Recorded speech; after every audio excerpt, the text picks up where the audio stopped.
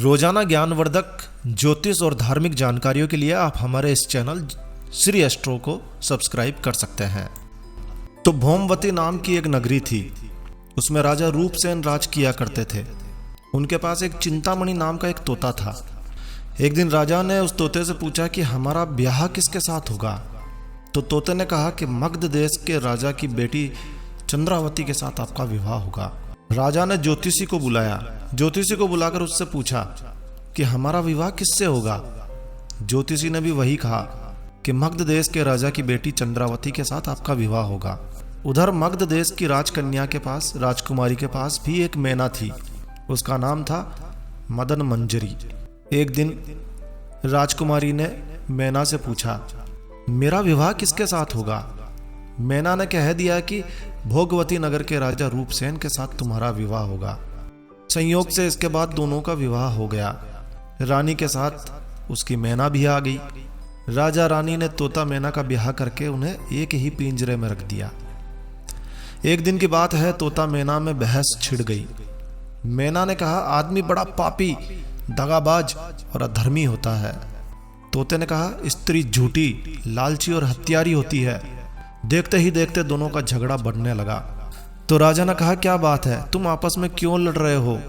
तब मैना ने कहा, महाराज मर्द बड़े बुरे होते हैं। और इसके बाद में राजा ने कहा, कैसे। तब मैना ने राजा को एक कहानी सुनाना शुरू किया कि हे राजन सुनो, इलापुर नगर में महाधन नाम का एक सेठ रहा करता था। विवाह के बहुत दिनों के बाद उनके घर में एक लड़के का जन्म हुआ। सेठ ने उसे बड़ी ही अच्छी तरह से पाला पोसा, बड़ा किया, पर लड़का बड़ा होकर जुआ खेलने लगा। इसी बीच सेठ मर गया। लड़के ने सेठ की जिंदगी भर की कमाई हुई राशि को, धन को जुए में खो दिया। जब उसके पास कुछ ना बचा तो वो नगर छोड़कर चंद्रपुरी नामक नगरी में जा पहुंचा। वहां हेमगुप्त नाम का एक साहूकार रहा करता था। उसके पास जाकर उसने अपने पिता का परिचय दिया और कहा कि मैं जहाज लेकर सौदागरी करने आया हूँ। माल बेचा, धन कमाया, लेकिन लौटते में समुद्र में ऐसा तूफान आया कि जहाज डूब गया। मैं जैसे तैसे बचकर यहाँ आ गया। उस सेठ के एक लड़की थी रत्नावती। सेठ को बड़ी खुशी हुई कि घर बैठे इतना अच्छा लड़का मिल गया। उसने उस लड़के को अपने घर में रख लिया और कुछ दिन बाद अपनी लड़की से उसका ब्याह कर दिया। दोनों वहीं रहने लगे और अंत में एक दिन वहां से विदा हुए। सेठ ने बहुत सारा धन अपनी पुत्री को दिया और एक दासी को उनके साथ भेज दिया। दोनों अपने घर की ओर निकल पड़े। रास्ते में एक जंगल पड़ता था। वहां आकर लड़के ने स्त्री से कहा, यहाँ बहुत ज्यादा डर लग रहा है, तुम अपने गहने उतार कर मेरी कमर में बांध दो। लड़की ने ऐसा ही किया। इसके बाद लड़के ने कहारों को धन देकर डोले को वापस करवा दिया। दासी को मारकर कुएं में डाल दिया और फिर स्त्री को भी कुएं में पटक कर आगे बढ़ गया। स्त्री रोने लगी। एक मुसाफिर उधर से जा रहा था। जंगल में रोने की आवाज सुनकर वो वहां चला आया। देखा कुएं में एक स्त्री रो रही है। उस मुसाफिर ने उसे बाहर निकाला और उसके घर पहुंचा दिया। स्त्री ने घर जाकर माँ बाप से कह दिया कि रास्ते में चोरों ने हमारे गहने छीन लिए और दासी को मारकर मुझे कुएं में ढकेल कर भाग गए। तब साहूकार ने उसे ढंढस बंधाया और कहा कि तू चिंता मत कर, तेरा स्वामी जीवित होगा और किसी दिन आ जाएगा। उधर वह लड़का जेवर लेकर शहर पहुंचा। उसे तो जुए की लत लगी हुई थी। वो सारे गहने जुए में हार गया।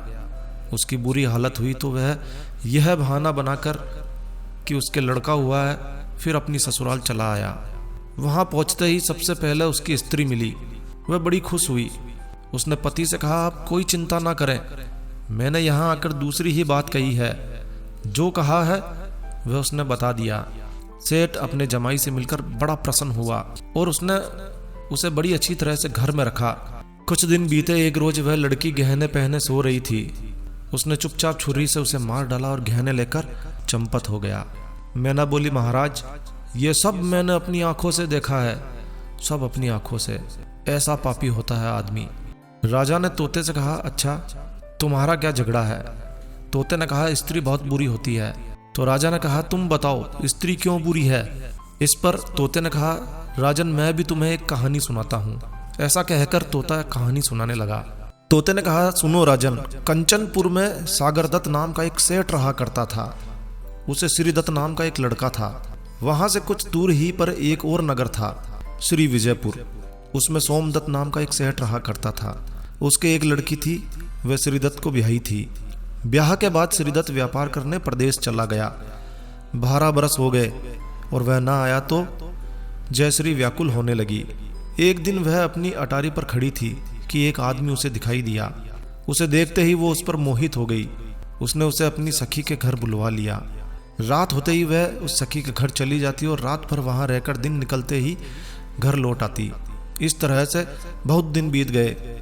इस बीच एक दिन उसका पति प्रदेश से लौट आया। स्त्री बड़ी दुखी हुई, अब क्या करे। पति हारा थका था। जल्दी ही उसकी आंख लग गई और स्त्री उठकर अपने दोस्त के पास चल दी। रास्ते में एक चोर खड़ा था। वह देखने लगा कि वो स्त्री कहाँ जाती है। धीरे धीरे वो स्त्री अपनी सहेली के मकान पर पहुंची। चोर भी पीछे पीछे चला जा रहा था। संयोग से उस आदमी को सांप ने काट लिया और वह मर गया। स्त्री ने समझा सो रहा है। वहीं आंगन में पीपल का एक पेड़ था जिस पर एक पिशाच बैठा ये लीला देख रहा था। उसने उस आदमी के शरीर में प्रवेश करके उस स्त्री की नाक काट ली और फिर वो उस आदमी की देह से निकलकर पेड़ पर जा बैठा। स्त्री रोती हुई अपनी सहेली के पास गई। सहेली ने कहा, तुम अपने पति के पास जाओ और वहां बैठकर रोने लगो। कोई पूछे तो कह देना कि पति ने नाक काट ली है। उसने ऐसा ही किया। उसका रोना सुनकर लोग इकट्ठे हो गए। आदमी जाग उठा। उसे सारा हाल मालूम हुआ तो वो बड़ा दुखी हुआ। लड़की के बाप ने कोतवाल को खबर दे दी। कोतवाल उन सबको राजा के पास ले गया। लड़की की हालत देखकर राजा को बड़ा गुस्सा आया। उसने कहा, इस आदमी को सूली पर लटका दो। वह चोर वहां खड़ा था।